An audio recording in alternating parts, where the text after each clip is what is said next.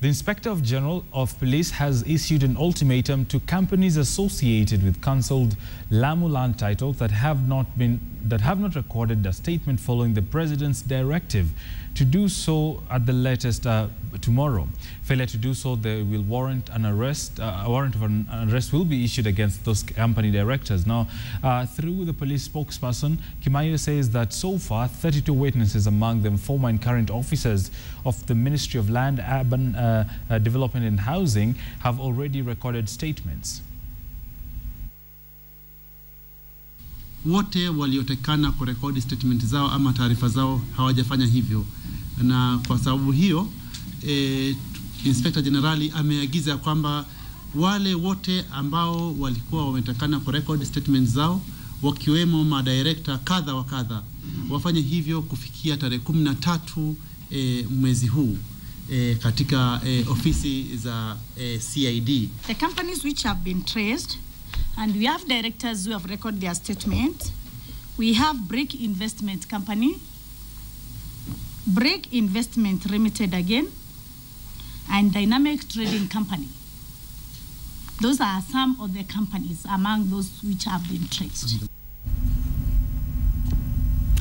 Makueni Governor Professor Kibwana has urged his constituents to support the governor's referendum push. Kibwana says the referendum will help increase county allocation from 15% to 45% of the country's latest audited accounts. Now, in urging Makueni residents, the governor says the allocations will be constitutionally protected and it will not be used as a tool of political tokenism by the prevailing regime. Nataka percent ya 45 itoke pesa za kitaifa ije katika county, ndio county zote za Kenya tuwe tunapata pesa nzuri za kufanya maendeleo mashinani. Kwa hivyo ndio magavana tumesema hiyo 45% ikija huku nyumbani, alafu tukiangalia vizuri bila rushwa, maendeleo yatakuwa ni mengi katika Kenya yetu. Sisi tutaenda kila mahali Makueni County, hiyo kura ikifika, tupige kura mara moja asubuhi, tuwe tumepiga na pesa zimekuja nyumbani na maendeleo yanaendelea. The government will now incorporate 10,000 retired police officers into the community policing to help restore security in the country. Interior Cabinet Secretary Joseph Olelenku says the retired officers are instruments of sharing their experience on how to deal with insecurity challenges. Lenku, who spoke to journalists after meeting the police retirees at the Harambee House earlier this morning, said a legislative framework will be drafted to support the initiative. Retired police officers, as I have said earlier, possess immense knowledge gained through international and local training, international and local assignment in the country. And we are saying, as we roll out community policing in Nyumba Kumi, retired officers will find a place and a major role to play in contributing toward supplementing and supporting security efforts.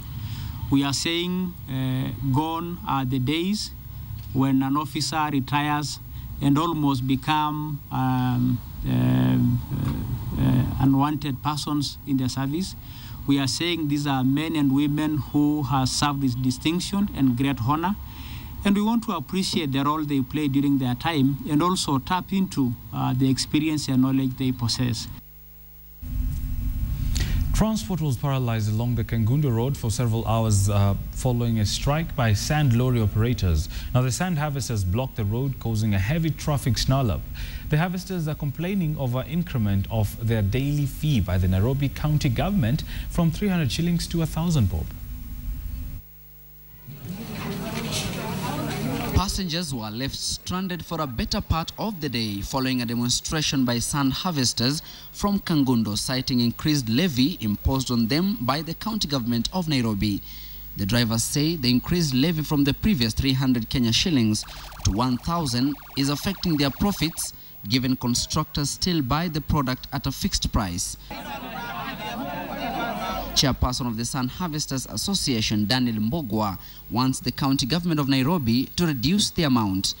Tunatoa mali yetu upande wa Machakos, na tukiwa hapa tuko kwa mpaka ya Nairobi na Machakos.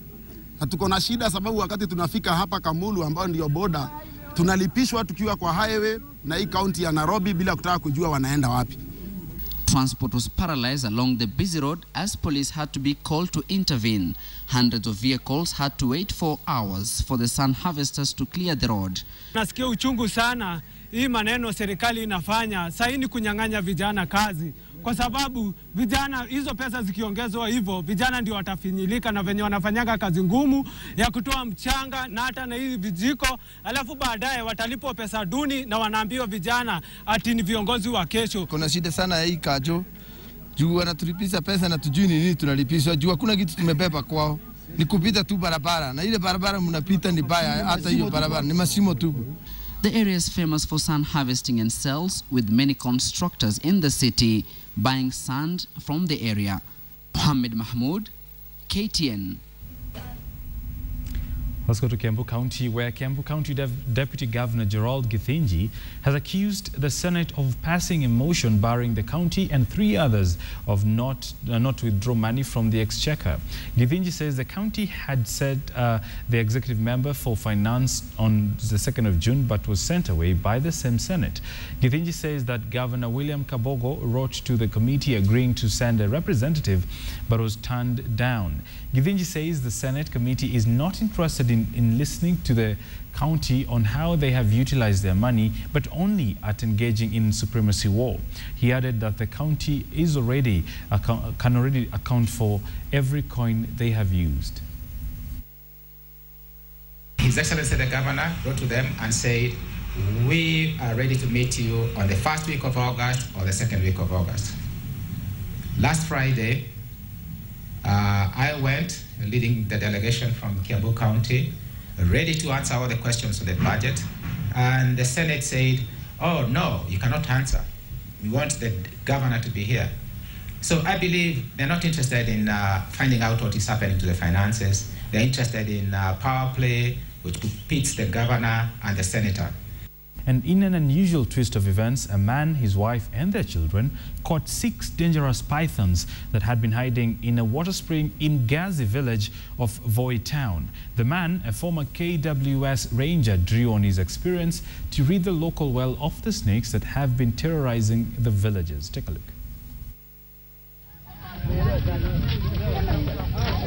After weeks circling the well, Mutiso, a former Kenya Wildlife Service ranger, his wife and an officer from the Kenya Wildlife Service made their move.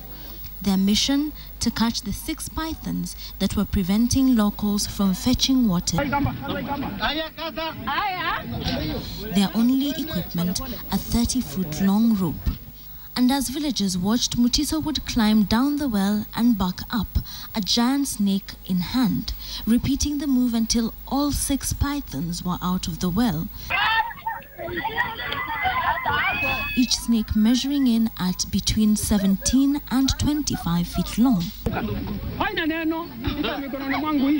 The crowd would surge in to catch a glimpse, some even seeking to touch the snakes. The 3 snake hunters began to make preparations 2 weeks ago. They monitored the snakes and learned just how many there were. They would caution villagers against loitering in the area. Pythons are known to monitor footsteps in order to assess how big and strong the animal approaching is. They are also known to wrap themselves around their prey, breaking their bones before swallowing them whole. Residents of Mbololo, Mlilo, Gazi and Kishushe villages have been victims of snake attacks. The snakes were carried to the park where they were released. Bolkistanyabwa, KTN. That's quite some snake harvest. Great, let's turn to business now. And Barclays Bank has announced a profit after tax of 4.2 billion shillings for the first 6 months of the year, which is just about 14% growth compared to the same period last year. The profits are largely attributed to a 20% growth in the customer loans from 107 billion shillings to 128 billion shillings in the other period. The lender's net interest income also gave a push to the profits by registering a growth of 5% to 9.7 billion shillings as customer deposits grew by 7% to 148 billion shillings. Now, though from last year, the bank has been undertaking a business growth strategy, investment in technology and new business lines. It has still managed to lower cost by 7% to 7.1 billion. On the downside, the bank saw a 7.7% rise in non-performing loans within the period.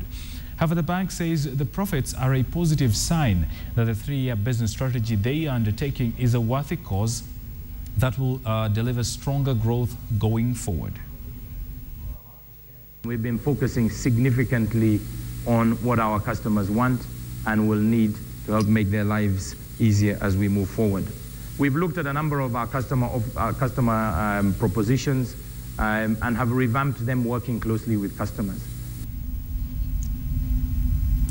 The government of Denmark has committed 18 billion shillings to go into various development projects in the country between 2015 and 2020.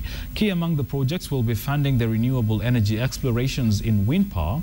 The wind power developer Vestas is set to begin a Wind for Prosperity program at a cost of 879 million shillings to add on to the other ongoing projects in the Ngong Hills and Turkana wind farms. It is expected that investment in wind power will help provide clean and affordable energy to off-grid businesses and households at the moment. The government is in dire need of 70 billion shillings to facilitate last-mile connectivity to households, even as it targets to produce 630 megawatts of electricity from wind in 3 years.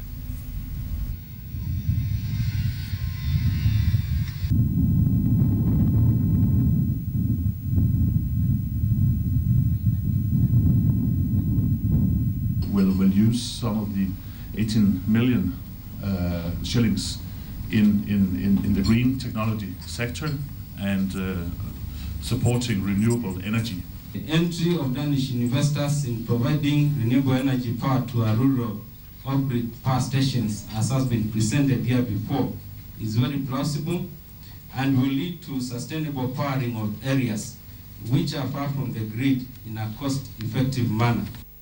Rather, we wrap up things here on KTN News. Just remember, all the stories that you do see on this particular bulletin can be read on our official website, that is standardmedia.co.ke. My name is Boni Tunya. Good afternoon.